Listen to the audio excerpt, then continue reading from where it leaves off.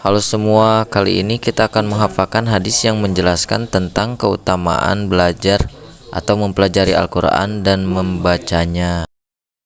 Yuk kita langsung ke hadis yang pertama. Bismillahirrahmanirrahim.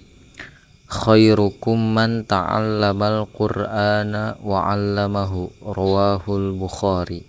Artinya, sebaik-baiknya kalian adalah orang yang mempelajari Al-Quran dan mengajarkannya. Hadis riwayat Bukhari. Nah, semua hadis yang tadi kita baca adalah hadis yang pertama. Jadi sebaik-baiknya di antara kita adalah yang mempelajari Al-Quran dan mengajarkannya. Ayo kita lanjut ke hadis yang kedua. Bismillahirrahmanirrahim. Iqra'ul Qur'ana fa innahu ya'ti syafi'an yaumal qiyamati li sahibihi.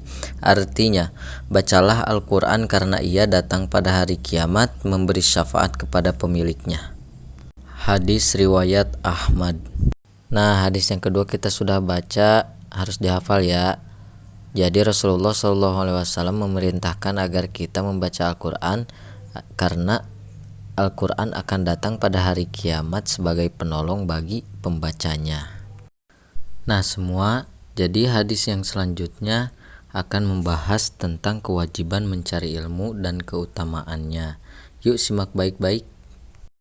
Bismillahirrahmanirrahim. Talabul ilmi faridatun ala kulli muslimin wa muslimatin. Artinya, mencari ilmu itu wajib untuk seluruh umat muslim yang laki-laki maupun muslim yang perempuan. Nah, jadi mencari ilmu itu wajib hukumnya untuk muslim yang laki-laki maupun muslim yang perempuan. Yuk lanjut ke hadis yang berikutnya. Bismillahirrahmanirrahim. Man aradad dunya fa'alaihi bil ilmi wa man aradal akhirata fa'alaihi bil ilmi wa man aradahuma fa'alaihi bil ilmi. Artinya, barang siapa yang menghendaki kehidupan dunia maka wajib baginya memiliki ilmu, dan barang siapa yang menghendaki kehidupan akhirat maka wajib baginya memiliki ilmu, dan barang siapa yang menghendaki keduanya maka wajib baginya memiliki ilmu. Nah semua, jadi apabila kalian ingin bisa menggenggam dunia dan akhirat maka kalian harus memiliki ilmu. Yuk lanjut ke hadis berikut. Bismillahirrahmanirrahim. Man kharaja fi talabil ilmi fahuwa fi sabilillahi hatta yarji'a. Artinya, barang siapa yang keluar rumah untuk mencari ilmu maka ia ada di jalan Allah hingga ia kembali.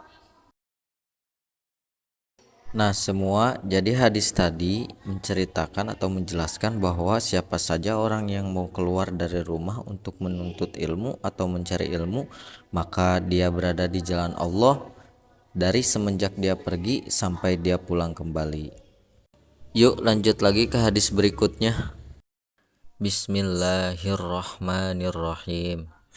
Man salaka tariqan yaltamisu fihi ilman sahalallahu lahu bihi tariqan ilal jannah. Artinya, barang siapa yang meniti suatu jalan untuk mencari ilmu, maka Allah memudahkan untuknya jalan menuju surga. Nah semua, jadi hadis tadi menjelaskan bahwa barang siapa yang rela meninggalkan rumahnya untuk menempuh suatu jalan mencari ilmu, niscaya Allah akan memudahkannya ke jalan menuju surga. Yuk lanjut lagi. Bismillahirrahmanirrahim. Man qala la ilaha illallahu mukhlishan dakhalal jannah. Artinya, barang siapa mengucap tiada Tuhan selain Allah dengan ikhlas, pasti masuk surga. Nah semua, pasti kalian sudah paham kan apa yang dimaksud hadis tadi. Yuk langsung lanjut ke hadis berikut. Bismillahirrahmanirrahim. Akbarul kabairil isyraku billahi wa qatlun nafsi wa uququl walidaini wa syahadatuz zuri.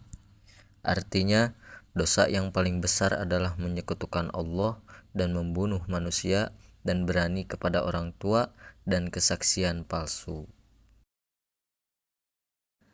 Nah, semua hadis tadi menjelaskan bahwa dosa yang paling besar itu adalah menyekutukan Allah, membunuh manusia, berani kepada orang tua, dan bersaksi palsu. Nah, kita harus menjauhi dosa-dosa yang besar tersebut, oke? Yuk lanjut ke hadis berikut. Bismillahirrahmanirrahim. Ayatul munafiqi salasun. Idza haddatsa kadzaba wa idza wa'ada akhlafa wa idza tumina khana. Artinya, tanda orang munafik ada 3. Apabila berbicara, berdusta, apabila ia berjanji, tidak menepati, dan apabila ia diberikan amanah, ia berkhianat. Nah, yang jelas hadis tadi menjelaskan bahwa ciri-ciri atau tanda-tanda orang munafik itu ada 3. Jangan sampai kita termasuk kepada ciri-ciri orang munafik tersebut ya. Yuk lanjut ke hadis yang terakhir. Bismillahirrahmanirrahim. Kafa bil mar'i kadziban ayyuhadditsa bikulli ma sami'a. Artinya, cukuplah seseorang dikatakan berdusta bila menceritakan segala hal yang dia dengar. Nah, semua maksud dari hadis tadi adalah kita tidak boleh untuk menyebarkan suatu berita yang tidak diketahui kebenarannya atau hoaks. Terlebih dahulu kita harus memeriksa kebenaran berita tersebut sebelum menyebarkannya. Jika kita tidak berhati-hati dalam menyebarkan berita, maka tanda bahwa kita termasuk bagian dari kelompok pendusta yang melakukan perbuatan dosa. Nah, hadis yang sudah disebutkan tadi jangan lupa dihafal ya.